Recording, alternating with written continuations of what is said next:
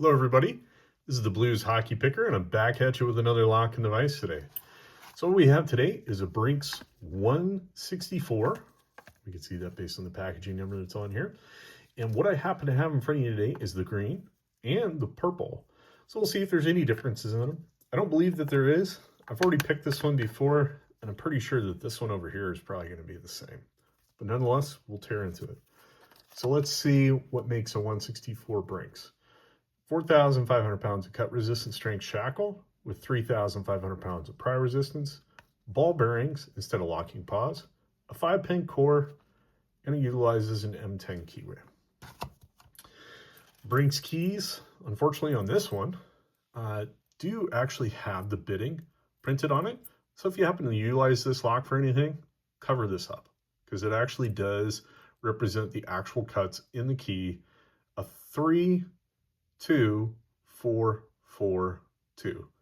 Definitely not something you want to advertise to people because they could easily replicate your key by getting a hold of that number. So let's go ahead and start picking with this today. We'll be utilizing the Jimmy Long starter tools, a bottom of the keyway, top of the keyway turner in 30 thousandths. I think that'll be more than adequate for this. And then I'll actually be using the short flat hook out of the starter set, although I do like picking this more with the Jimmy Long's short flat hook, or in my case short hat hook, because there was a typo on my package, in 19 thousandths. I want to utilize the starter set because I think this is a perfect lock for a beginner or a starter. Why do I say that? Because this lock is currently ranked yellow belt on lpubelts.com or Lock Pickers University. And I think that this is actually one of the perfect locks for somebody to graduate to from a white belt lock and to begin to learn spools. Why would I say that? Because this lock should only contain 2 spools. And I think from what we'll see, those spools are all towards the front and they're not really going to play so much of a difficult role like you would in a lock that may have tighter tolerances and be full of spools, like something like an Abus 6550 or something like that, or a 5540, where it can be a little bit more challenging. So I think this will get you to the beginning of that with maybe not as much of the frustration of that. So let's go ahead and see what it takes to pick into this. I'll be using bottom of the keyway tension. I'm actually pulling my tensioner just a little bit forward to give me a little bit of space to work with. And I'll go ahead and insert my pick all the way to the back. I'm going to start picking. So let's see if we can get click. Looks like we already got a click on 4. Looks like we already got something on 3. I think we may have already fallen into a false set, so we're going to work our way towards the front. And you can see there, it started to counter rotate and we're already unlocked. So this is a pretty easy lock to unlock, or pick, if you will.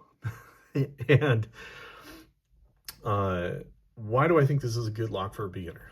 Well, if you noticed, the spools didn't actually come into play until I picked the standard pins. Does it mean you have to pick it that way? No. But I did find when I had gone through this lock before, the binding order presented itself in a way to where the spools were the last thing I had to deal with. And I fell into a false set and was able to logically eliminate the other positions of the lock by knowing it's towards the front. I can also see that this would be something simple for somebody to learn that feeling of counter rotation, as you noticed at the end there. As I begin to raise that spool, my bar actually began to counter rotate back towards me. And it's a very frustrating experience if you deal with higher level locks that may be full of spools, or they're more strategically placed throughout the lock, spread out and not necessarily towards the front or the back. And they may be mixed in with serrated pins. You can deal with those pins falling and dropping other pins, and that can be a frustrating experience as a new picker. This lock, I think, introduces spool pins to newer pickers and gets you familiar with that feeling. The other thing too is you'll notice that I use very light tension on this lock. And this is a great lock for teaching beginning pickers that light tensioning. So that way you can begin to feel the feedback of counter rotation. So one other thing I want to point out for this lock, if you're a new picker, is this lock will not actually allow you to lock it or turn the core back. As you can see, I can't turn it back. Have no fear if that happens. All you have to do is actually take the lock, put the shackle back into the body, and then once you put it in, you should be able to rotate that cylinder back. Why does it do that? Because this is a key retaining lock, which means if you insert the key into it, turn it over, you will not be able to remove this key until you actually put the shackle all the way back in, and then you can return to that unlock or that locked position and remove the key. So if you happen to buy a lock that has key retaining properties to it, that's all you have to do is pick it and then put the shackle back in, and you'll be able to turn it over. So let's go ahead and see if this other lock is the same way. I believe it will be, but I wanted to give you guys one fresh out of the package just to see if we get sort of an identical pick. Hope you guys enjoyed this video up until this point, and I'll go ahead and actually open this package a little bit off frame here for you guys. I just want to make sure I can actually get my pick in between the packaging there.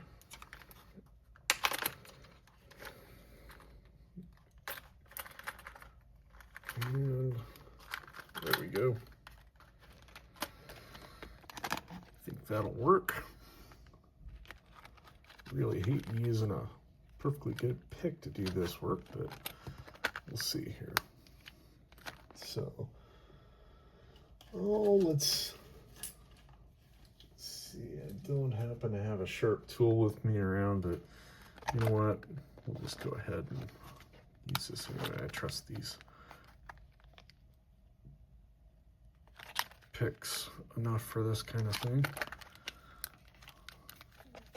There we go. I think they got us partway in there. And then we'll go ahead and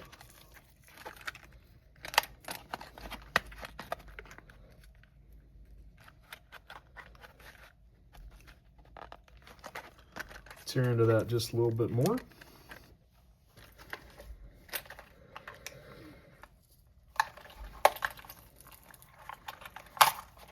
There we go. Literally, it takes longer to get into the packaging than it does to get into the lock. All right. So there we go.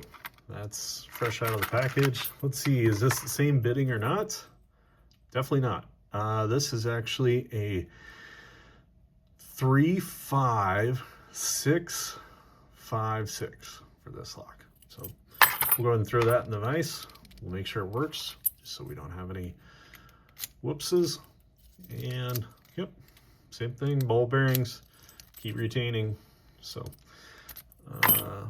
go ahead and put the purple lock here in vise. Go with bottom of the QA tension once again. Let's see if we kind of get that same thing. Okay, we're all the way towards the back.